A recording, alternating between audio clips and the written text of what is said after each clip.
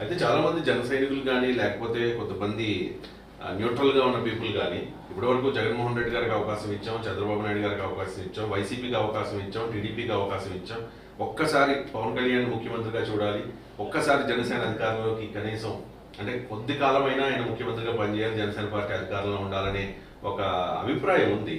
మరి దాన్ని కాదని ఏ రకంగా మరి చంద్రబాబు నాయుడు గారు ముఖ్యమంత్రి అంటే వాళ్ళు యాక్సెప్ట్ చేసే అవకాశం ఉంటుంది? నేను ముందే చెప్పాను, వారిద్దరి యొక్క ఆలోచన ఉంటే, వారి వేవ్లెంగ్త్ ఉంటే, వారిద్దరి మధ్య చక్కటి అనుబంధం ఉంది.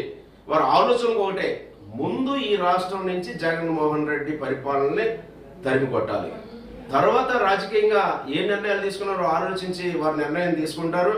వారి లక్ష్యం ప్రజల కోసం, రాష్ట్రం కోసం, అభివృద్ధి కోసం, భావితరాల భవిష్యత్తు కోసం ఆలోచన చేస్తున్నారు తప్ప వారి మధ్య ఎటువంటి అధికార పంపిణీ కోసం కానీ లేదా ముఖ్యమంత్రి పదవి కోసం కానీ చర్చ లేదు. ఇది కేవలం వారి యొక్క ఎవరికి సంబంధించిన వారు వెనకాల ఉన్న వారు మాట్లాడుకునే మాటలు తప్ప వారిద్దరూ కలిసి ఏ నిర్ణయం తీసుకున్నా ఆ నిర్ణయానికి అందరూ కంకణబద్ధులై ఉంటారు.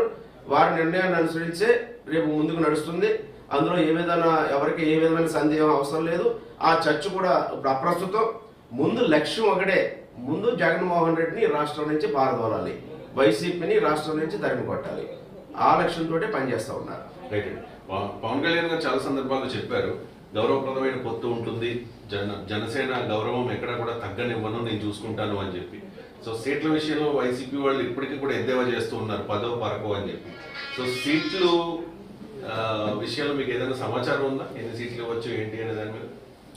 సీట్ల విషయం మీద కూడా అందరూ రకరకాలుగా ఎవరు ప్రచారాలు వాళ్ళు ఎవరు తోచినట్టుగా వాళ్ళు అన్వయించుకోవడం, అవసరమైతే రెండు పార్టీల మధ్య తగాదాలు పెట్టాలని వైసీపీ వాళ్ళు కూడా ప్రయత్నం చేయడం, దీనికి ఆజ్యం పోన్ చేయడానికి కొంతమంది వైసీపీ సానుభూతి పరులు ప్రయత్నం చేయడం వల్ల వచ్చే ఈ గందరగోళం తప్పితే సీట్లు ఎన్ని అనేది కాదు.